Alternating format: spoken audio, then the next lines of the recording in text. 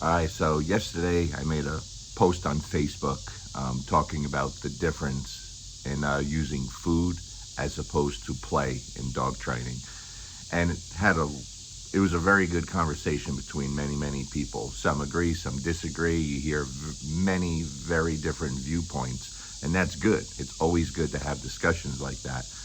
But one of the things that I've noticed, you hear a lot of people talking about, let's say, on the issue of food, and they go into all the typical things about building the bond, building the relationship, engagement. That's a word we hear all the time, engagement. But when you ask someone to explain what they're talking about, sometimes it's a little difficult for them, you know? And then you'll have a lot of people agreeing with a lot of the stuff on there saying, yeah, they prefer play also, as a reinforcer. And they're talking about like doing obedience with the dog. And they talk about using food as a reward in obedience or teaching behaviors. And then they talk about using a toy or play as a reinforcer in teaching or doing obedience. And that's not what I'm talking about. And some of the people on there that also train in a similar way, they get it. That's not what we're talking about. We're not talking about using play as a reinforcer for obedience. Like I see a lot of people will go out to work on their obedience, and instead of marking a behavior and handing food over, they're marking behaviors and throwing a ball or giving a bite on a tug and playing tug for 10 seconds and then asking the dog to out, putting the tug away and doing more obedience, and that's not what we're talking about. We're talking about play as its own thing, its own entity, right? With a purpose, with goals, making it competitive, like really giving the dog something that it just craves and desires to do with you, right? Building your whole communication system within that play, setting rules and boundaries in that play, and playing for an extended period of time and making it competitive, but enforcing those rules and boundaries, right? When we talk about markers all the time, like I'm very big on the use of markers. Again, most people, and I come in contact with a lot of people in the dog world, whether it be just pet dog owners who need help or other trainers.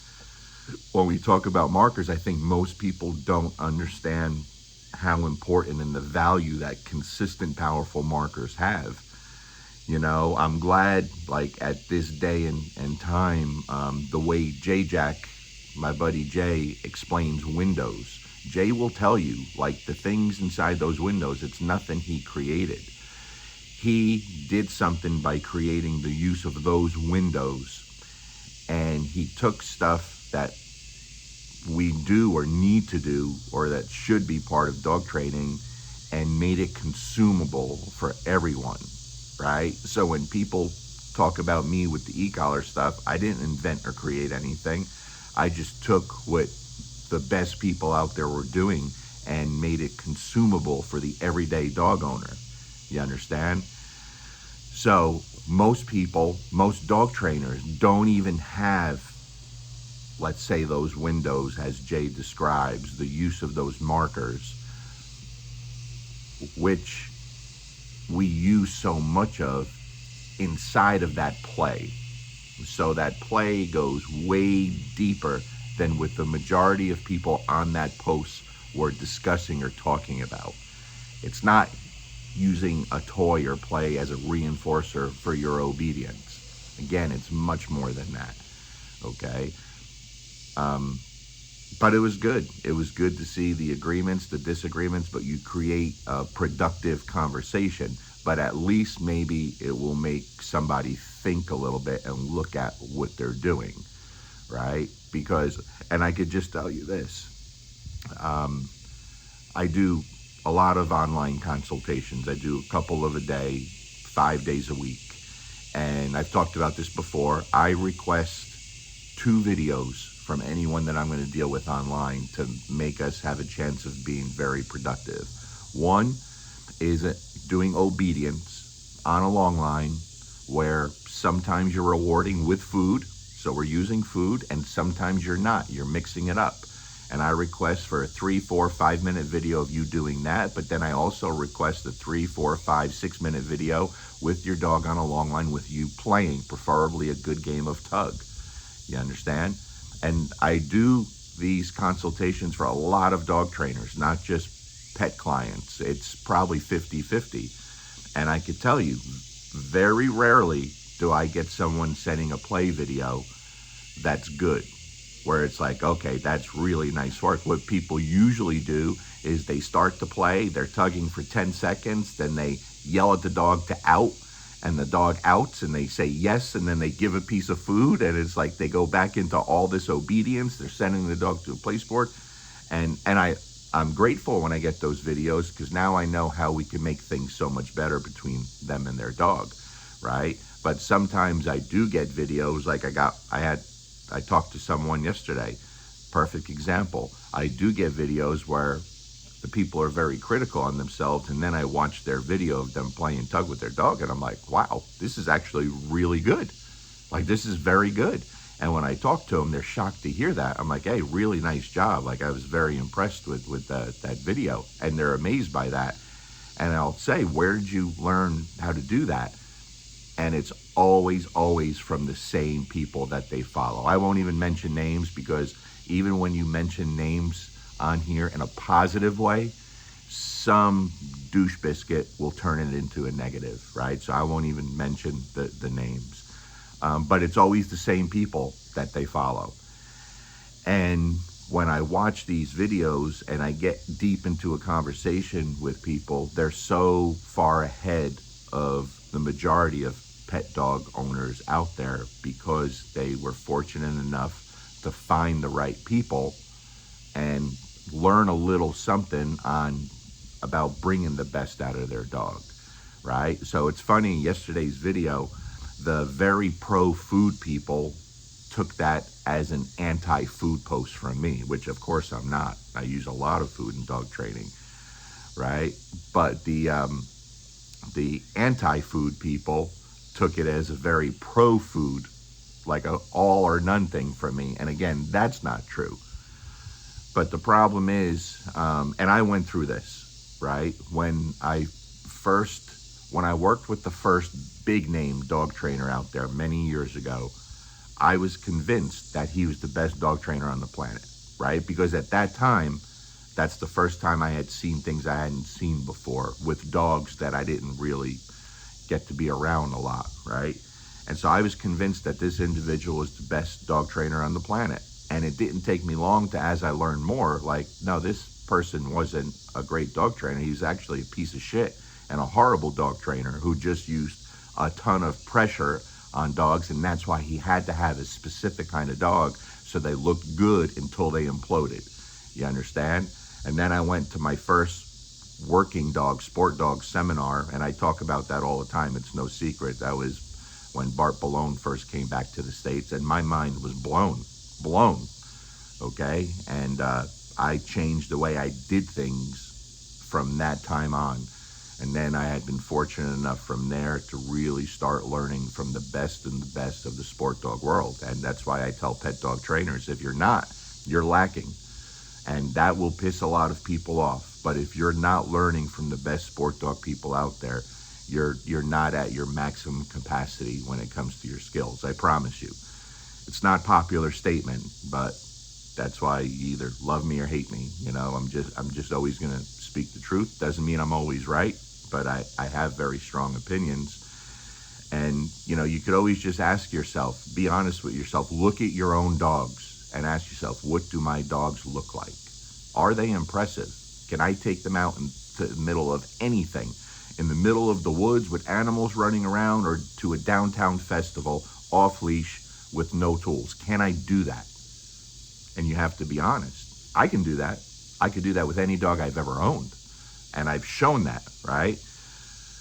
But most people fall very short of that. And a big part of that reason is they still don't have an understanding of how to bring the best out of that dog, to create your best dog. So again, going back to those comments when people were very pro play, yeah, I stopped using food and now I just use play as a reinforcer or a toy. That's not it. You're still way off. Just like for the same people that, so like one of the best comments on there, Kanemo made a kind, I don't know if that's Sarah or Marco making that comment. I'm assuming it's Sarah, who are brilliant. Two of my favorite trainers. Brilliant, right? I'm a lifelong subscriber to their stuff for a reason. They use a ton of food in training, a ton of food, right? Very motivational trainers. So when I hear someone like shitting on the use of food, like you don't know what you're doing if you use food, I take that very personal, not because of me. I can care less if someone thinks of me, but you look at some of the best people out there, right? The Sarah and Marcos, the Kroyers, the Bart Ballone, the Michael Ellis. Like there's the Newt Fuchs. There's tons and tons of people out there that are brilliant, brilliant dog trainers that rely heavily on food. Does that mean they don't know what they're doing? Because that's a joke to say that, right? And then you have people doing amazing things on the play side of things, right? A lot of people were introduced to play, a lot of people in the pet dog world at least, through the old Michael Ellis videos with Learberg, with the tug videos and stuff. And then, of course, the person who's best known on bringing the benefits of play to the forefront is Ivan Balabanov.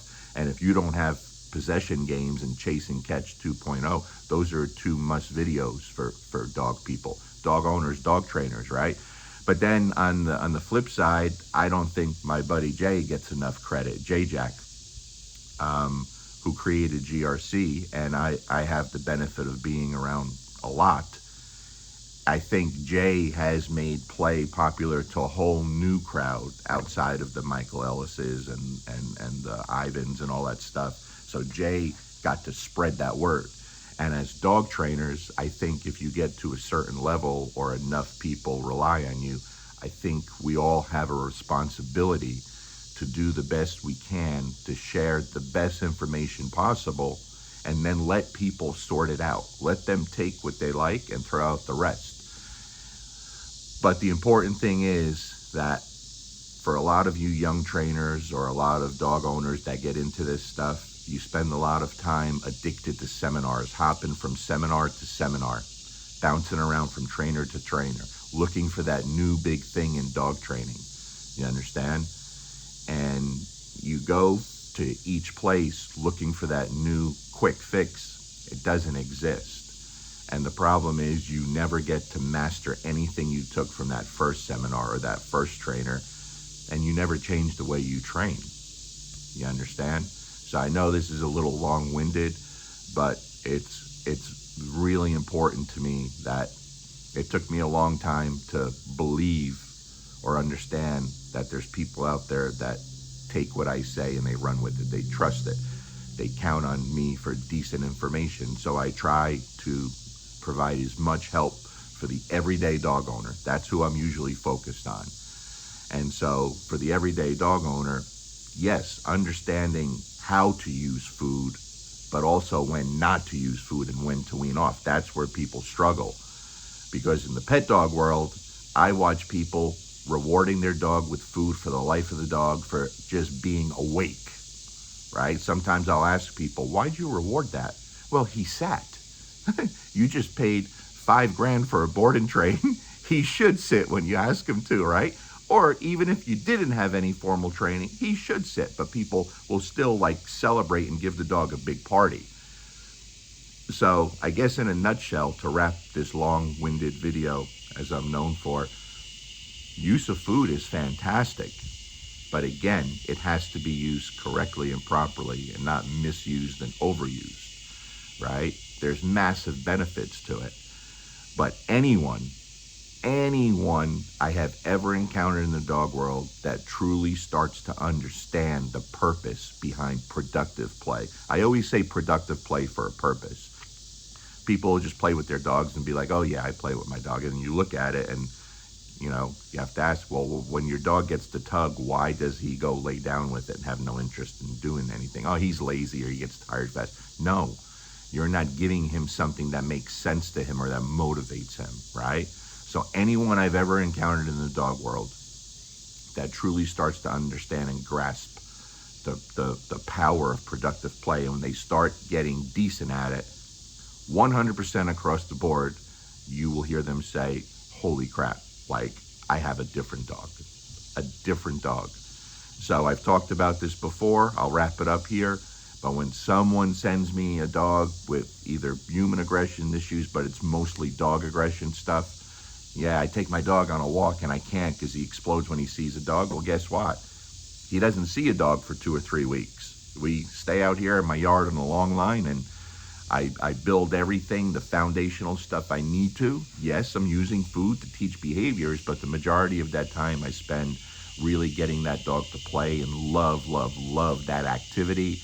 And I'm creating our whole communication system. I'm setting rules and boundaries and enforcing them. I'm teaching the dog what no means inside of that play. So then by the time I take him for a walk 2 or 3 weeks later, one of two things will almost always happen. And you guys have seen this. I've shown it, right? All of a sudden the dog sees a dog and that bad behavior is not there at all, or it's much less intense. And when you say, I don't like that, don't do that, the dog goes, oh, okay, I get it. And that's because we taught that inside of that play, not using play as a reinforcer for obedience. So there's still a lot of confusion on that. So I know this is a little long.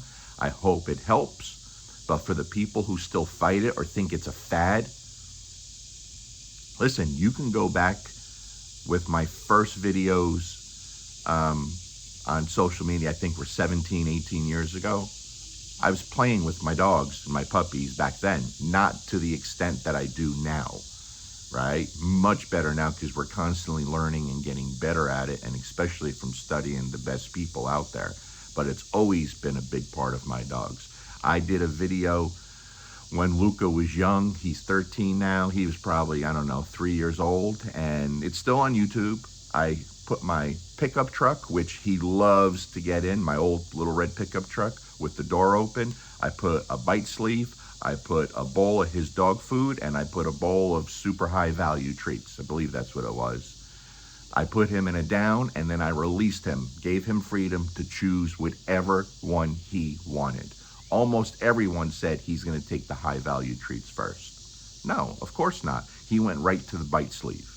That's what he wants to do, right? So when we take a dog like that, who's genetically gifted and bred to do some cool shit and chase things and bite things, and then you want to do obedience and give one piece of kibble every time he sits, it's insanity. Then this will sound awfully cocky, and maybe it is, but then your dogs will never look like my dogs. And I'm very proud of how all of my dogs look in every situation. They're social, they're happy, they're crazy about me, right? And they will choose me over anything. That's not because I shove food in their face, which all of them have been trained using food. It's because of the things we do together. So I hope that this video reaches at least just one trainer who goes, maybe I'm getting this wrong. And I hope I get messages saying, hey, could I make a video of me playing with my dog? And you look at it. Not that I'm an expert or the best on the planet, but I have a pretty good idea of what you're doing. So yeah, if you want to make a video a few minutes long of you playing tug with your dog, absolutely, send it to me. You can send it through WhatsApp, same phone number, which is listed on Facebook and all over my social media. But let's continue to move forward and make things better and better for these animals, okay? Peace.